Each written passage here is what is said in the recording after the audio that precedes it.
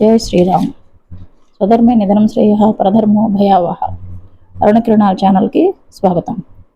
ఈరోజు నేను మీకు శ్రీ కాణిపాక వరసిద్ధి వినాయకుని కథ చెప్తాను.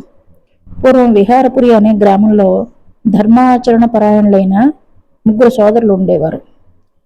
వారు పూర్వజన్మ కర్మ ఫలితంగా వారిలో పెద్దవాడు గుడ్డివాడిగా, రెండోవాడు మూగవాడిగా, మూడోవాడు చెవిటివాడిగా జన్మించారు. ఈ కర్మ ప్రభావాన్ని అనుభవిస్తూనే వారి గ్రామంలో వారికి కాస్త ఉన్న భూమిని సాగు చేసుకుంటూ జీవిస్తున్నారు. ఇలా ఉండగా వారి గ్రామానికి కరువు ఏర్పడింది. అందువలన తాగే నీరు, సాగునీరు క్రమేణా అంతరించిపోయింది.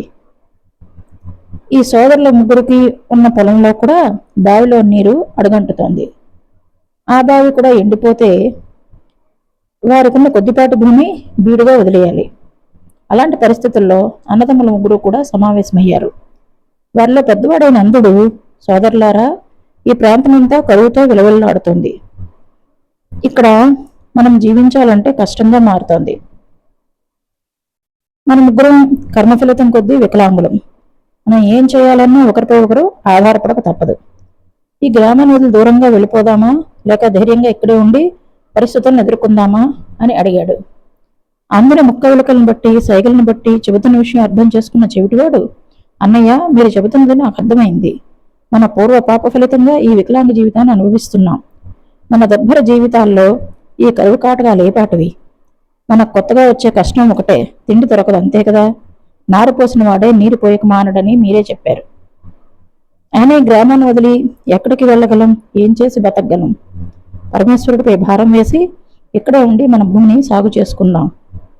మనకున్న ఈ చిన్న బావిలో పూడిక తీస్తే మనకు అవసరమైన నీరు దొరకవచ్చు. ఆ పైన పరమేశ్వరుడు చిత్తం అనగా తమ్ముడి మాటలు విన్న అంధుడు వారి నిర్ణయంతో ఏకీభవించి మరుసటి రోజు బావిని కాస్త లోతుగా తవ్వాలని నిర్ణయించుకున్నాడు. మొన్నాడు సూర్యోదయం అవగానే లేచి స్నానమాచరించి ఆ సమీపంలో ఉన్న వరదరాజస్వామి ఆలయంలో ప్రవేశించి స్వామివారికి నమస్కరించి వారి పొలంలోని బావి వద్దకు వచ్చారు.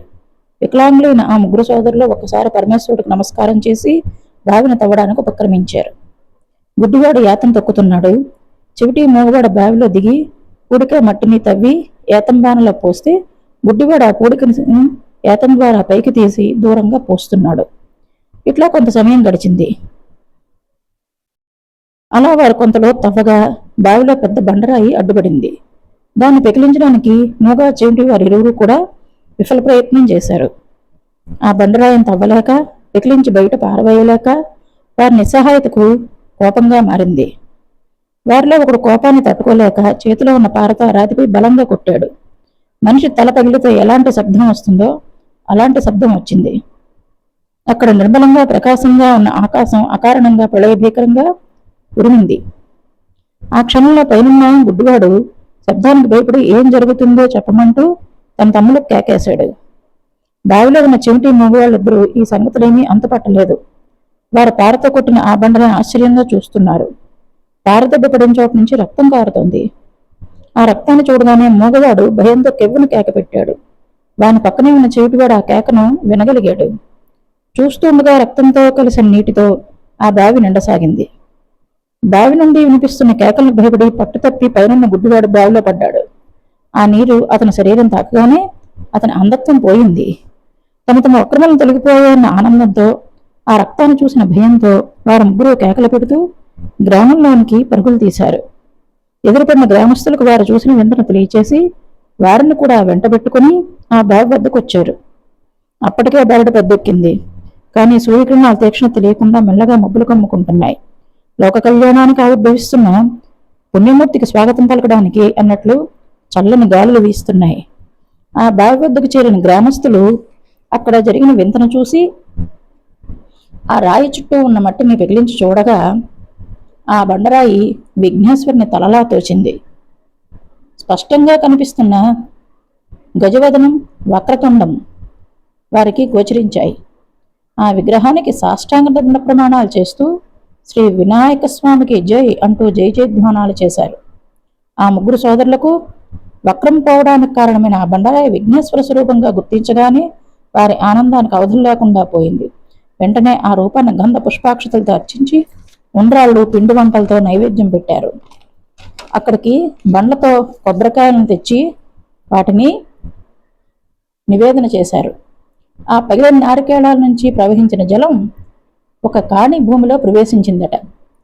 1 ఎకరాపై 25 వంతు భూమిని ఈ ప్రాంతంలో జానపదులు కాణి అంటారు. ఒక కాణీ భాగం పవిత్ర జలం పారిన భూమి కాబట్టి ఈ ప్రాంతాన్ని కాణీపారకం అన్నారు. కాలక్రమేణా ఆ విహారపురం కాణీపాకంగా స్థిరపడింది.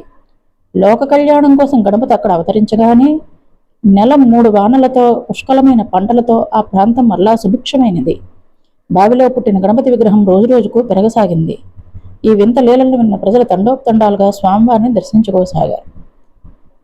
ఈ విధంగా శ్రీ కాణీపాక వరసిద్ధి వినాయక స్వామి అక్కడ వెలిశారు. జై శ్రీరామ్.